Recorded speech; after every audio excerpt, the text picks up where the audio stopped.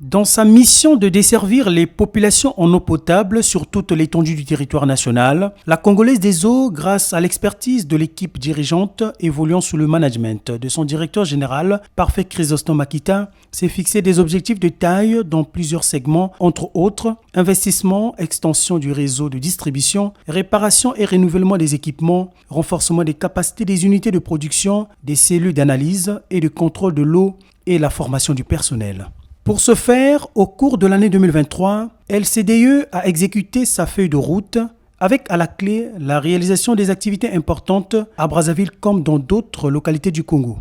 À savoir la visite des nouvelles installations et équipements de pointe du laboratoire central d'analyse par les ministres Émile Wosso, Nicéphore Thomas Fila de Saint-Eudes, respectivement ministre en charge de l'hydraulique et ministre en charge du développement industriel, accompagnés du chef de la coopération de l'Union européenne et d'autres partenaires internationaux en date du 14 novembre 2023.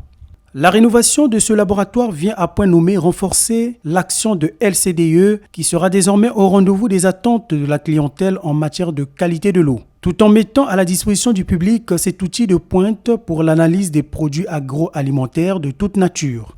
Ce lot de matériel et équipements de pointe va permettre de réaliser les analyses diverses et variées. Outre les analyses microbiologiques et physico-chimiques courantes, les techniques et méthodes suivantes sont désormais disponibles, permettant ainsi la réalisation des analyses supplémentaires telles que les matières grasses, les protéines, la vitamine C, les métaux lourds. Ceci notamment par la chromatographie en phase liquide haute performance, la chromatographie gazeuse, le refractomètre, l'analyseur des graisses, le dispositif de gel d'âne. Ces techniques de pointe permettent de réaliser des analyses des eaux, notamment les eaux embouteillées, des eaux brutes et les eaux traitées. Ici, nous avons été très satisfaits du fait qu'il y a un laboratoire de microbiologie, un autre laboratoire de biochimie. Alors, tous les aliments peuvent passer par ici, y compris les alcools. Alors, c'est avoir l'assurance que, après avoir bu de l'eau, après avoir mangé, ça ne finit pas par les hospitalisations et les ordonnances dans les hôpitaux. Et nous allons donc au niveau du gouvernement réfléchir à rendre obligatoire tous les produits mis à la consommation à un passage de contrôle dans ces laboratoires. Ensuite, l'inauguration dans la ville de Pointe-Noire d'un forage industriel au quartier Vindoulou, situé dans le 5e arrondissement Mongopuku. Cet ouvrage, construit sur la base d'une consommation de 60 litres par jour et par habitant, est doté d'une capacité de couverture de plus de 7000 ménages. Ainsi, la mise en service de CE Forage a permis la réhabilitation des anciens abonnés inactifs pour cause d'insuffisance de production. Par conséquent, les populations et les autorités de cette zone se sont réjouies pour cet acte salvateur. Caractéristiques du forage. Profondeur d'équipement, 132 mètres. Diamètre de foration, 400 mm. Matériaux de tubage PVC pression vissée, DN400. Colonne trépignée supérieure, 50 mètres. Niveau dynamique, 60 mètres, 65 mètres. Niveau statique, 51 mètres.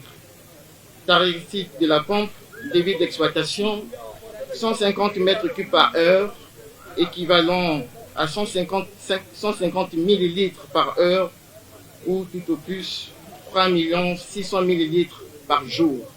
Monsieur le Premier ministre, les infrastructures que vous inaugurez aujourd'hui ont été réalisées dans le cadre d'un accord de prêt entre le Congo et la BADEA, prêt qui a permis la construction de nouveaux ouvrages, des réservoirs de stockage, des réseaux de distribution et la réhabilitation de 4 forages existants.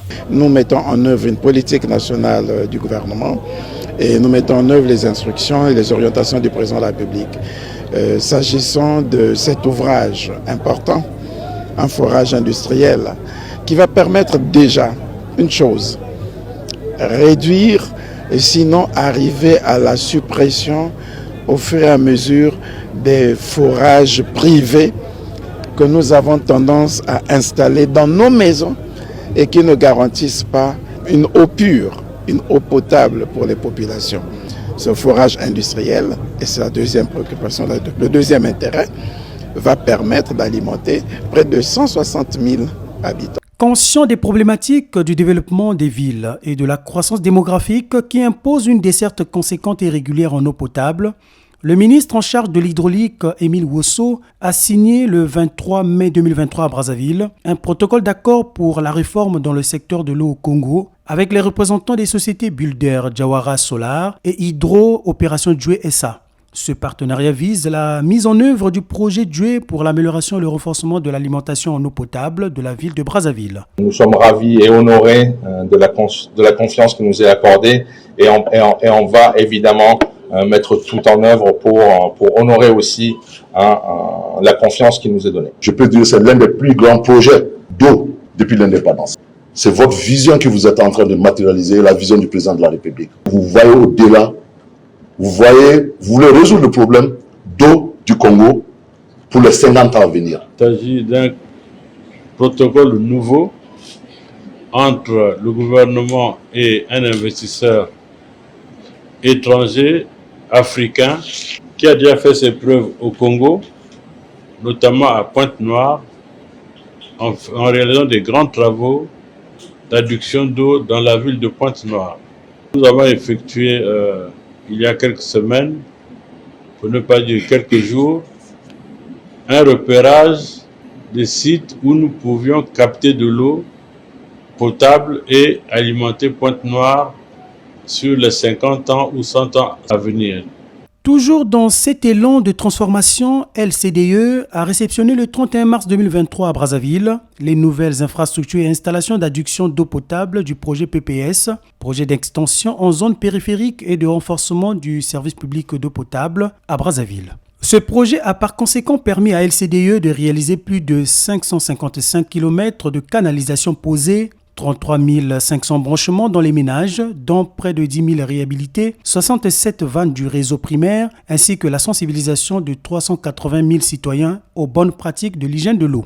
Ce projet à lui seul a contribué à donner une image importante de notre secteur et à contribuer ainsi à l'amélioration de la desserte, particulièrement dans la ville de Brazzaville, et de façon globale à améliorer la gestion de l'entreprise. Le projet PEPS présente en lui-même des chiffres et des indicateurs de résultats tout à fait remarquables.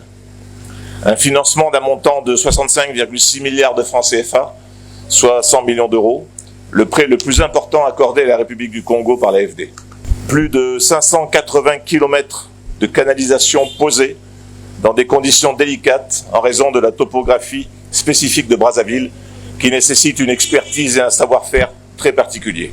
Ce projet a permis d'améliorer l'offre de services publics de l'eau de la ville de Brazzaville, surtout en direction des populations vivant dans les quartiers périphériques, comme voulu par son Excellence, Monsieur le Président de la République, chef de l'État dans son programme de société. Ce changement s'opère progressivement ici au Congo et l'eau potable devient accessible au plus grand nombre. Nous tenons ici à remercier l'Agence française de développement qui a toujours œuvré à nos côtés sur un ensemble de projets structurants. La corniche, les projets d'assainissement sur lesquels nous sommes en train de travailler à Pointe-Noire, à Brazzaville. Aujourd'hui, ce projet PEPS, et ce qui consolide davantage la relation historique entre la France et le Congo. Et nous voulons que cela puisse continuer et que nous ayons un portefeuille encore plus important. Aujourd'hui, nous célébrons 100 millions d'euros, mais demain, on peut célébrer un peu plus que ça. LCDE a également célébré la Journée mondiale de l'eau le 22 mars 2023 sous le signe de l'engagement de donner à la population congolaise une eau saine, salubre et potable. À cet effet, le staff dirigeant de cette société a, en prélude de cette journée, effectué une descente dans les unités de production du Djoué, de Djiri et au laboratoire central d'analyse, question de faire la lumière sur les différentes étapes et activités qui confortent la chaîne de production de l'eau qui respecte les normes internationales. Il y a eu beaucoup de choses, un nouveau réseau posé au niveau de Brazzaville. Les branchements, je parle de Mayanga, Sadelmi, Makabandilou, Mukondo, j'en passe.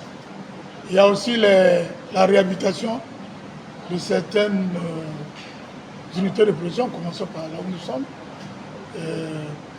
L'unité de Djiri aussi, que vous appelez Potable Djiri.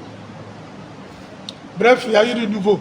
Au niveau de la qualité de l'eau, que vous avez dit que ça pose problème, moi étant spécialiste dans le domaine, je dis qu'il n'y a pas de problème.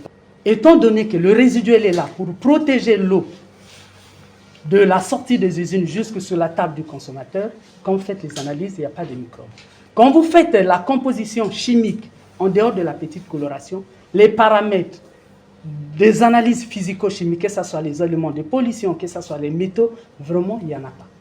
Donc, on veille sur la qualité, c'est pour faire de telles choses que l'eau soit toujours conforme aux normes de l'OMS. Vous savez, lorsqu'on construit un réseau, il est précédé par un schéma directeur. C'est-à-dire que les ouvrages qu'on construit sont censés alimenter les quartiers qui sont en contrebas des ouvrages. Vous voyez, mais lorsque les gens vont s'installer en hauteur, ils sont techniquement hors de la zone de desserte. C'est-à-dire que si on les connecte, ces populations n'auront pas de fortes pressions capables de les alimenter. Soucieuse de protéger les équipements dans les zones menacées par les pluies diluviennes et les érosions dans la ville de Brazzaville, notamment dans les quartiers nord et sud, l'équipe dirigeante de LCDE à sa tête, le directeur général adjoint Antoine Oléa, n'avait ménagé aucun effort pour communiquer et solliciter l'appui du gouvernement et des partenaires financiers et techniques pour venir à la rescousse de cette société de distribution d'eau le 7 janvier 2023 au cours d'une visite des lieux. Les derniers pluies qui se sont abattus au mois de décembre, l'érosion s'est aggravée, ça vraiment, je ne sais pas comment dire, ça a cassé les tuyaux d'eau, donc nous n'avons plus l'eau. Donc pour survivre en besoin d'eau, nous sommes obligés de monter vers le goudron pour aller chercher l'eau. Vraiment, j'implore beaucoup aux autorités qui sont compétentes de nous trouver une solution parce que là, nous sommes obligés d'aller, il y a un marigot très loin des maisons là-bas, en bas là-bas. Nous sommes obligés d'aller laver les habits là-bas et c'est pas trop bien parce qu'il y a les mamans qui descendent même dans l'érosion ici et les enfants pour aller chercher l'eau. Nous avions eu à traiter sur le plan hydraulique ce quartier qui a bénéficié de beaucoup du projet PEPS. Donc beaucoup de linéaires de canalisation ont été posés et l'accès à l'eau avait été garanti au niveau des populations par l'exécution des branchements sociaux. Mais aujourd'hui, beaucoup de canalisations, vous-même vous avez pu le constater, les diamètres allant de 200 à 110 et les branchements particuliers ont été engloutis et érodés, totalement cassés. Et cela s'explique aussi par le fait que les canalisations qu'on posait au départ étaient des canalisations en PVC rigides, emboîtées avec des joints. Donc ce sont des tuyaux qui sont cassants. Il est question que très prochainement, dans nos stratégies, qu'on utilise maintenant des canalisations en PHD, c'est-à-dire en polyéthylène, ou qui vont subir un électrosoudage pour faire à ce que ça soit unique.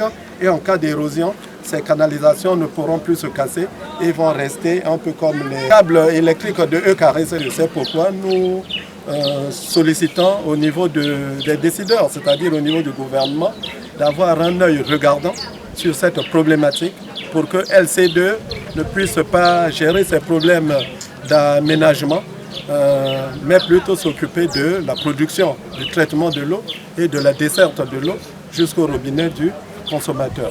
Rappelons que l'année 2023 a été marquée par des grands challenges qui ont permis à LCDE de mobiliser les moyens pour répondre efficacement à ses missions en rapport avec les attentes des populations et des partenaires, avec plusieurs réalisations nonobstant les difficultés rencontrées. Pour 2024, cette société veut doubler d'efforts pour apporter plus d'innovation dans son action, ceci pour continuer d'assurer régulièrement et soigneusement son rôle auprès des consommateurs en mettant l'accent sur la qualité de l'eau.